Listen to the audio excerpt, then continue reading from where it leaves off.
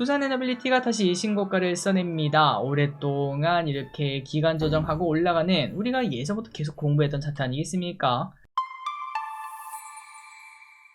네, 안녕하세요. 주식은 역시 기리기리세 기리이십니다. 안녕하세요, 기리분들. 자, 걱정보다는 좀 괜찮은 증시 흐름이 나타났습니다. 하지만 중요한 건 아직까지 끝나지 않았겠죠. 트럼프가 유화적인 얘기를 했다고 하더라도 언제 어디서 어떤 변수가 있을지 모르기 때문에 일단은 이번 주까지는 지켜볼 필요가 있겠습니다. 같이 공부하시죠. 렛츠 기릿. 자, 첫 번째입니다. 오늘 내용 그렇게 많지 않습니다. 빠르게 보고 끝내보도록 할게요. 첫 번째, 트럼프는 못 말려. 자, 오늘 아침 트럼프는 또 해치려는 게 아닙니다. 도우려는 겁니다. 매우 수상한 그런 워딩을 말을 하며 증시와 코인을 다시 상승시키는 모습을 나타냈는데요. 그러니까 트럼프는 코인을 급락시켜가지고 롱 탄 사람들, 상방을 보는 사람들 다 없애놓고, 그리고 이번에는 하방을 노리는 사람들을 또 없애는 양방으로 다 없애버리는 모습을 나타내고 있습니다. 어쨌든 그런 흐름이 나타나다 보니까 우리나라 증시도 나름 잘 버티는 모습인데요. 주도주로는 히토류 일단 당연히 1등이고요. 로봇주, 조선주, 2차전지 요 정도가 조금 관심을 받는 모습을 나타냈습니다. 다만 반도체는 많이 힘이 없더라고요. 자, 그래도 걱정 계속 이어질 것 같습니다. 진짜 트럼프가 여기서 끝을 낼까요? 일단 10월 말까지는 일단은 내 계좌를 지키는 데 집중하는 게 좋지 않을까? 돈 버는 것보다는 지키기만 해도 중간은 가지 않을까라는 생각을 해봅니다. 자, 그리고 오늘 강했던 섹터들을 이제 한번 보시면은 히토류 관련주가 압도적이죠. 이제 우리가 어제 공부했다시피 이런 장에서는 내가 가진 자산의 히토류를 한 5% 정도, 그 정도만 딱 사놓고, 그리고 히토류 주가가 올라가면 올라가는 대로 좋고, 만약에 떨어지면 내 주식, 기존 주식 95%가 올랐다는 소리니까 그래도 좋다는 거 말씀드렸습니다. 그래서 일단 지금까지는 그 전략이 조금 먹혀 들어가는 걸 확인할 수 있는데, 다음에도 똑같은 일이 있더라도 이런 식으로 대응을 하면은 좋다, 요 정도만 생각하시면 될 것 같네요. 그리고 이제 2차전지 관련주, 리튬 관련주, 원전 관련주 등이 좋은 흐름을 나타냈습니다. 다음입니다. 그래서 히토류 관련주는 뭐가 있을까요? 자, 트럼프가 유화적 말을 꺼내긴 했지만 그래도 히토류 관련주는 불을 뿜었고 이번 주까지는 더 달릴 가능성 충분히 있어 보입니다. 그래서 왼쪽에 한번 정리를 해봤거든요. 다만 이제 먼저 말씀드릴 거는 시가총액이 오늘 이렇게 급등해서 그래도 1000억 원이 안 되는 애들이 대부분인 걸 확인할 수 있습니다. 그 말인즉슨 이제 사실 그 기업의 진짜 가치보다는 거의 99.9% 테마주로 접근하는 기업들 아니겠습니까? 그렇기 때문에 투자에 유의를 해야 된다는 거 알고 계실 거라고 생각하고, 언제 어디서 어떤 유상증자라든지 혹은 트럼프가 갑자기 이상한 소리를 하면서 주가가 쭉 하한가로 가든지 그런 일이 생길 수 있다는 거 참고하시면 될 것 같습니다. 자, 그래서 어떤 테마주가 있는가 봤더니 유니온 머티리얼, 성원 머티리얼스, EG 등은 장중에서 상한가로 하는 모습을 나타냈더라고요. 그래서 먼저 보면은 유니온 머티리얼은 페라이트 마그넷 관련주입니다.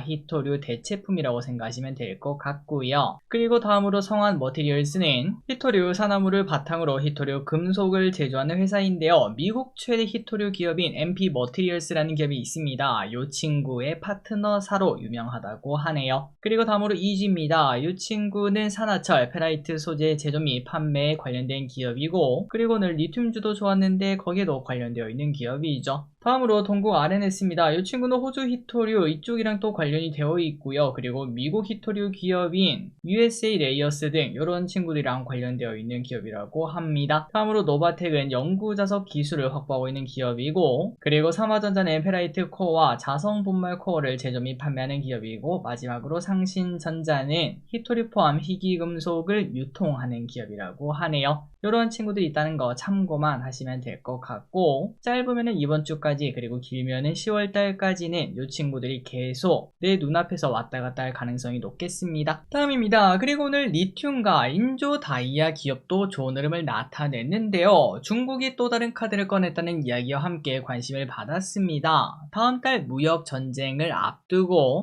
리튬이온 배터리와 인조 다이아몬드 수출을 막을 수 있다 이런 얘기가 등장했는데요. 참고로 이 리튬이온 배터리 그리고 인조 다이아몬드는 미국 내에서 60에서 70%가 다 중국산이라고 합니다. 그 말인 즉슨 중국이 없으면 미국은 당황할 수밖에 없는 그러한 자산이라는 거죠. 충분히 무기가 될 수 있다고 하네요. 그래서 오늘 리튬주 덩달아 좋은 흐름을 나타냈고요. 인조 다이아 관련주인 일진 다이아도 좋았습니다. 왼쪽에 보다시피 세비캠은 상한가 가는 모습도 나타났죠. 그리고 포스코엠텍과 일진 다이아도 오늘 좋은 흐름을 나타냈습니다. 다음입니다. 2차전지는 로봇이 새로운 상승 동력. 자, 트럼프 이야기는 여기까지 하고 이제 다음 내용을 보도록 하겠습니다. 2차전지의 새로운 격전지는 전고체다라는 이야기가 정말 많죠. 마치 반도체 HBM처럼 새로운 그 상승 동력이라고 말을 해볼 수 있겠는데요. 그런데 이 전고체가 당연히 전기차에 먼저 들어갈 줄 알았는데 그거보다 로봇에 먼저 들어갈 수도 있다고 합니다. 자, 그렇다면 그 이유가 뭐냐? 일단 우리가 생각하는 휴머노이드 로봇을 딱 떠올리면은 배터리를 실을 공간이 그렇게 많지 않아요. 그렇기 때문에 에너지 밀도가 상당히 높아야 됩니다. 전기차처럼 그 바닥이 넓다면 그냥 밑에 쭉 깔고 하면 되겠지만 걸어다니는 휴머노이드 로봇은 그게 힘들다는 거죠. 그렇다면 기존 3원계 쓰면 되지 않냐 라고 생각하지만 안정성 문제가 있어서 못 쓴다고 하고, 그렇다고 LFP 요거를 쓰자니 밀도가 낮아서 쓰기 어렵다고 하죠. 그런데 이 문제점을 바로 해결하는 게 바로 전고체라고 합니다. 그래서 이 전고체 배터리는 휴머노이드 로봇의 딱이라고 하는데요. 과연 언제 상용화될 수 있을지, 그리고 관련주는 앞으로 어떻게 될지 계속 체크해 보도록 하겠습니다. 우리가 작년에 하이닉스랑 그 다음에 한미반도체 그런 기업들 보고 많이 부러워하지 않았겠습니까? 그 길을 2차전지의 전고체 친구들이 갈 수도 있겠죠. 다음입니다. 항생제는 많이 먹으면 안 된다. 자, 저는 어렸을 때부터 가끔 그런 생각도 했습니다. 항생제는 그 염증을 죽이는 약 아니겠습니까? 그래서 이거 그냥 가끔 영양제처럼 먹으면은 그 몸에 있는 염증이 죽으니까 좋은 거 아닌가 뭐 이런 생각을 한 적이 있었는데,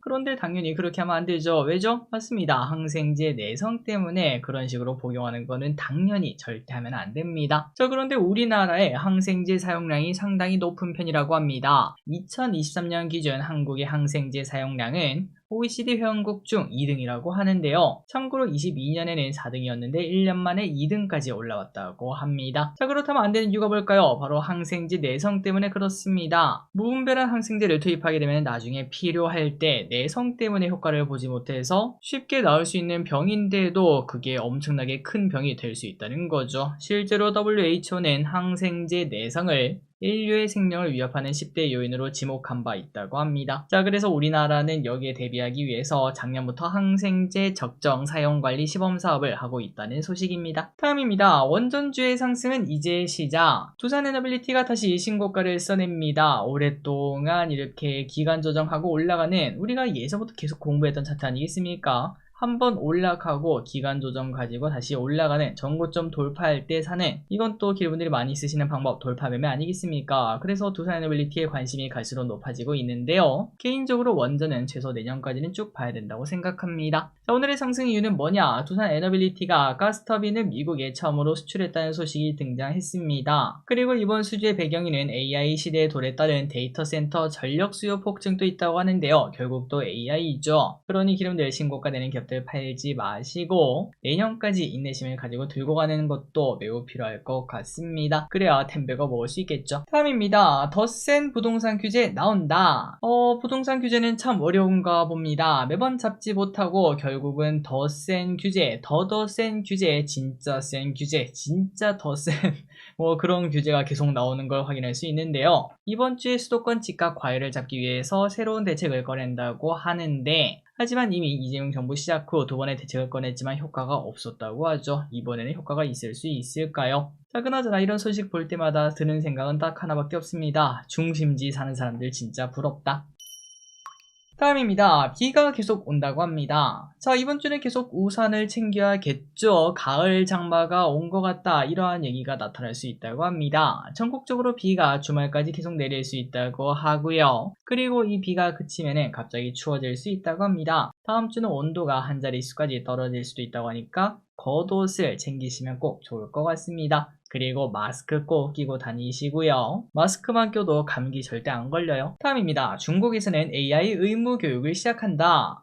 우리나라도 이제 곧 이런 게 생길 건가요? 중국에서는 AI 의무 교육을 초등학생부터 시작한다고 하는데요. 이번 학기부터 베이징에서 이미 시작되었다고 합니다. 그러다 보니까 AI 사교육도 날리고 학원이 생기면서 유치원생도 AI를 배우러 간다고 하네요. 우리가 컴퓨터 새로 생겼을 때 근처에 컴퓨터 학원 하나씩 다 있지 않았겠습니까? 그런 것처럼 AI도 AI 학원이 충분히 나올 만하다라는 생각이 들고, 혹시나 기르분들이 AI에 좀 많이 그 조예가 깊다, 그렇다면 AI 사교육에 먼저 뛰어드는 것도 나쁘지 않은 선택 될 수 있겠습니다. 마지막입니다. 세계 이혼 16일 선고.